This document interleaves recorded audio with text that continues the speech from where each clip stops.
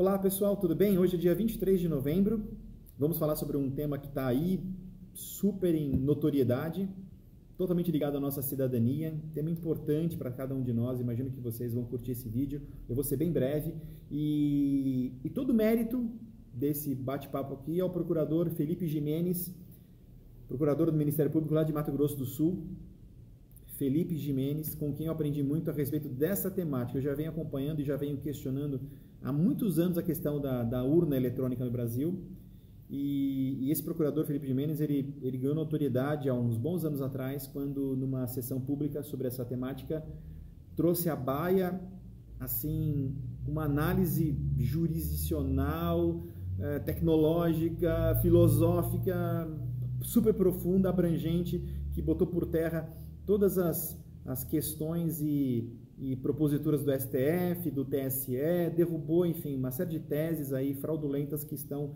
até hoje sendo encampadas pela grande mídia no Brasil, pela grande imprensa que nos cerca.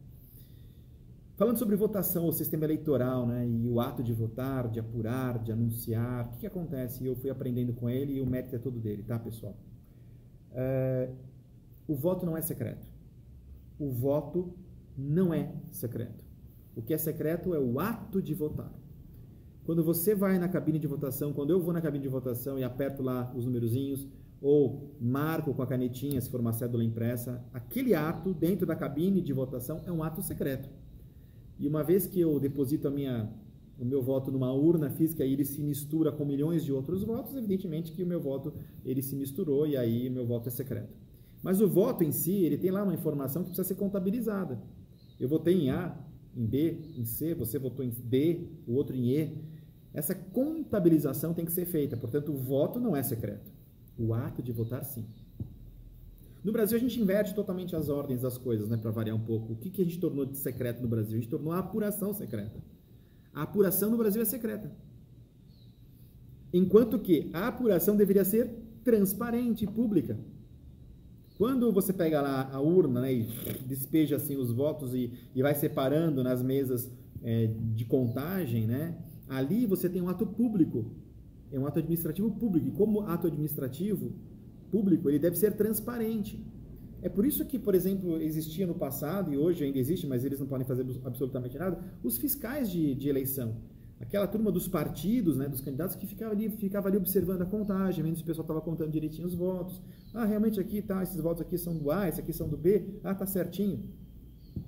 Por quê? Porque a apuração, o escrutínio, o ato de escrutinar, a contagem, ela tem que ser pública. Ela tem que ser transparente. As partes envolvidas, não só as interessadas, porque são os candidatos, mas a cidadania, o cidadão, tem o direito de saber e tem que ter a garantia de que a escrutinação, a contagem, ela se dá de maneira transparente e correta. No Brasil não é assim. A gente acredita que uma máquina faz isso, como num passe de mágica, de maneira absolutamente certa, inequívoca, sem nenhum tipo de desvio tecnológico, sem nenhum tipo de invasão de hacker, sem nenhum tipo de plantação de um sistema no equipamento que faça alguma alteração de votos. Você tem que acreditar no sistema puramente simples, é ter fé total no sistema. Não dá para ser assim. É brincar demais com a nossa cidadania. Um dia desse eu escutei o Barroso falando, né, que não, mas o voto no Brasil é seguro porque quando você conclui lá na maquininha, né, a urna eletrônica, aperta e finaliza lá o horário da votação, ela gera a zerésima, e lá na zerésima sai uma fichinha, um papelzinho. Eu vi isso porque eu já fui mesário, já trabalhei em eleição, né, sai lá o resultado bonitinho, né, do que está escrito. Peraí, sai um comprovante que aquela máquina imprime e eu tenho que acreditar que aquilo que está lá é verdadeiro. Mas cadê os votos? É uma totalização. Portanto, quando sai a zerésima, aquilo ali já é a comprovação da própria fraude, porque a apuração foi feita instantaneamente, quando, na verdade, a apuração deveria ser pública, transparente, segura, para que todas as partes envolvidas e todos os interessados pudessem ter certeza de que houve minimamente um processo legítimo, idôneo. E não é o que acontece. Nós tínhamos antes a totalização dos TREs dos estados, e agora vai tudo para o TSE em Brasília, por isso daquela pane maluca, né? Então, antigamente a gente tinha até uma ideia da evolução da votação, à medida em que os boletins iam sendo calculados e informados por estado, enfim, né, por regiões. Hoje nem isso nós temos mais, a gente não consegue nem sequer avaliar o desenvolvimento, o andamento da apuração. A gente só tem conhecimento do resultado final. É mais ou menos como quando acontece assim, a escolha do Papa, né? Então, como é que fica? Como é que é a escolha do Papa? O pessoal está todo na praça de São Pedro, lá em Roma, e de repente sai uma fumacinha branca, e aí vem alguém e anuncia: "Habemos Papa", e aí diz quem é o Papa. Aí todo mundo, oh! Mas ninguém teve acesso à apuração. Ninguém teve acesso a essa contagem dos votos que aconteceu lá dentro, a 4 paredes do Vaticano.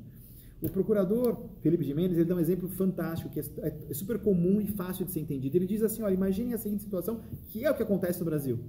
Imagine a votação de síndico do teu prédio, ok? O síndico está lá, pleiteando ser reeleito, e aí, claro, alguém vai presidir a mesa, junto com a administradora do condomínio e tal, e aí as pessoas votam, 50 votantes, vamos dizer que tem 50 apartamentos no seu condomínio. Todo mundo vota no papelzinho, né? Coloca lá na urna. E aí o que acontece? Ao invés desses votos, né, misturados serem abertos e contabilizados ali na frente de todo mundo, o que acontece? O presidente da mesa faz assim: todo mundo já votou? Beleza.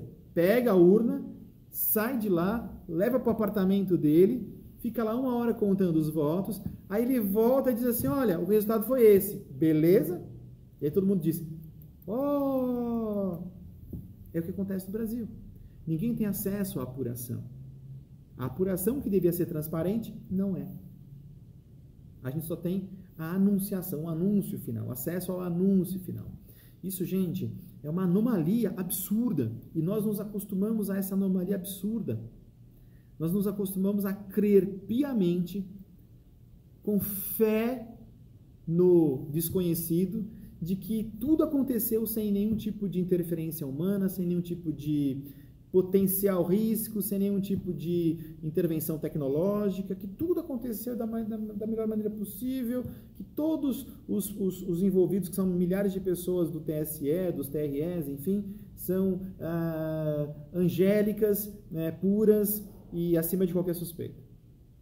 O Brasil não tem auditoria. A eleição do Brasil é inauditável. E isso é um risco para a nossa democracia inimaginável. Inimaginável.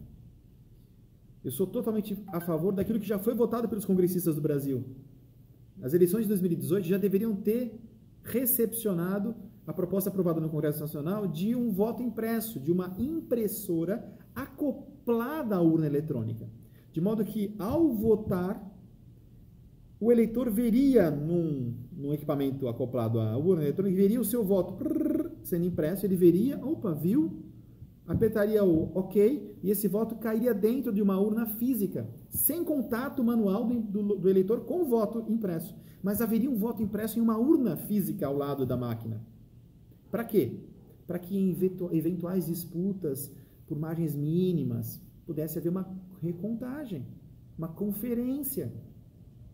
Ou então, em caso de suspeitas efetivas de uma fraude, né, pudesse haver uma recontagem. E aí nós temos o quê? A apuração transparente, o escrutínio, o ato de escrutinar sendo feito de maneira transparente e pública, que é o que os atos públicos requerem de todo ente público, de todo funcionário público.